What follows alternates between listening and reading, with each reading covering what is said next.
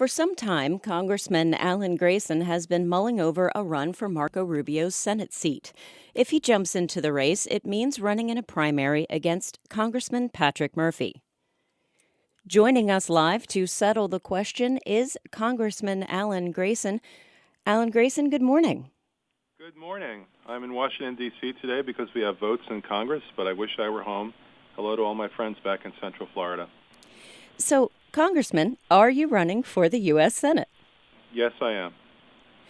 Can you sketch out your platform for us? Yes. Number one on my platform is this: seniors deserve a raise.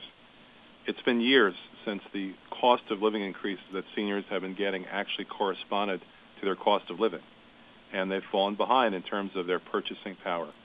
So my priority is to make sure that we address that problem and make sure that now and in the future, Social Security benefits are what they're supposed to be.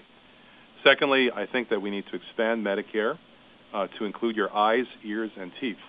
Medicare is a 50-page long bill. There's only 2 lines in that bill that arbitrarily exclude your coverage of hearing aids, eye care, glasses, and dental needs. And that needs to change. We make a promise to seniors that we will take care of their health care needs. That includes their eyes, ears, and teeth. Seniors have eyes, ears, and teeth, and we have to make sure that all their health care needs are met. Third, I will try to eliminate the double taxation of Social Security benefits. You pay taxes when you pay into Social Security, and then you pay taxes again on the same money when Social Security pays out to you.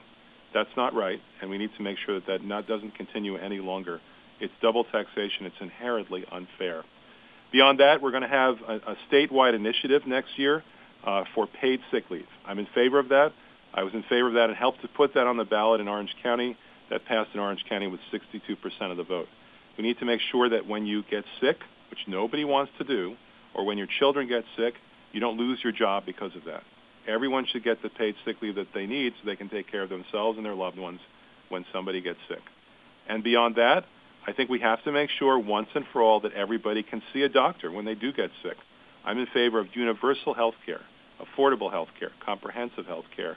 We still have 4 million people in the state of Florida who don't have any health coverage, and that includes 40% of our Hispanics. So that has to change. Everyone should be able to see a doctor when he or she is sick. Thank you, Congressman. The Democratic Senatorial Campaign Committee has already thrown its endorsement to Patrick Murphy. Who's on your side so far? Well, millions, literally millions of progressives, not just in Florida, but all around the country. And the rank and file of the Democratic Party. You know, the party bosses in Washington, D.C. just don't understand Florida. They don't understand Democrats in Florida. They don't understand what the situation here is actually like and what people want and what people need. What we need is a champion for justice, equality, and peace.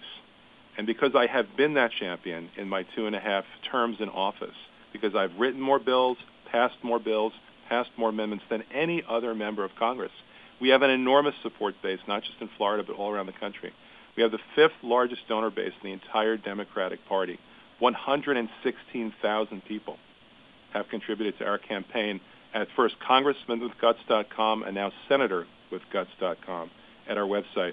We sent out a single email a week ago telling people that I was thinking about running for the Senate, and we received over $100,000 in contributions in 24 hours.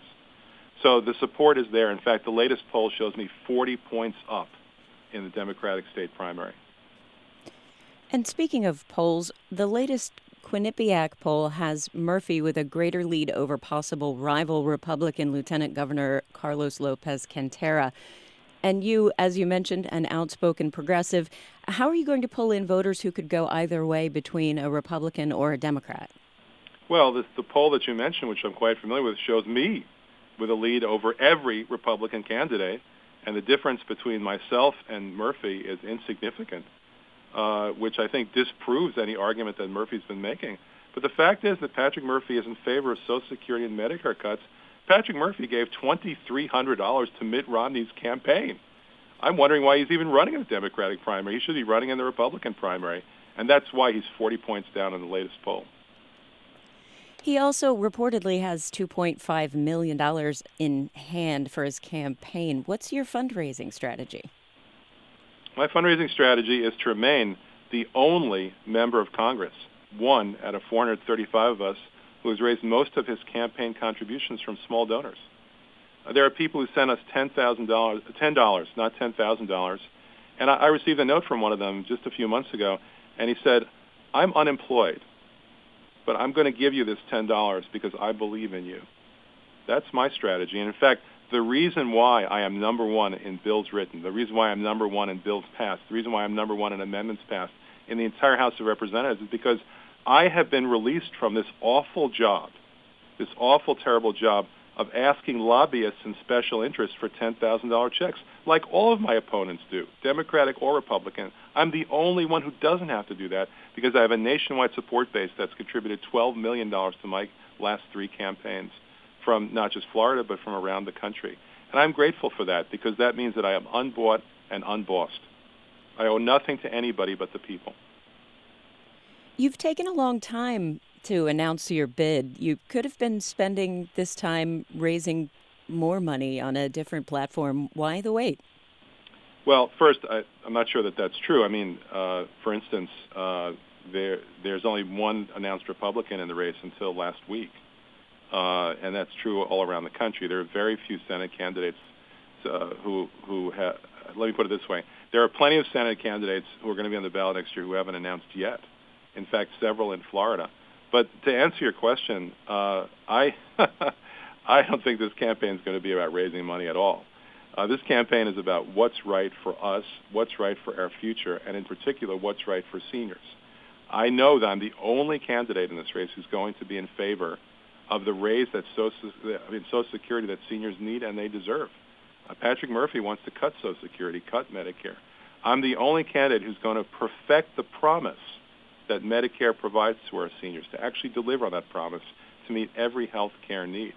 So it doesn't matter whether I got into the race 3 months ago like Patrick Murphy did and now he's 40 points behind in the polls, or whether I get into the race 3 months from now. The fact is that I'm saying what other people are thinking, but no one else is saying. Because, Congressman, frankly, everyone else is beholden to the special interests, and I'm not. just a few more seconds now. I have one more question. This means your congressional seat is open. Who would you like to run for it? Whoever the voters want. That is not my decision. That is the voters' decision. That seat does not belong to me. It belongs to the people of the 9th District. Congressman Alan Grayson, thank you so much for joining us. Thank you.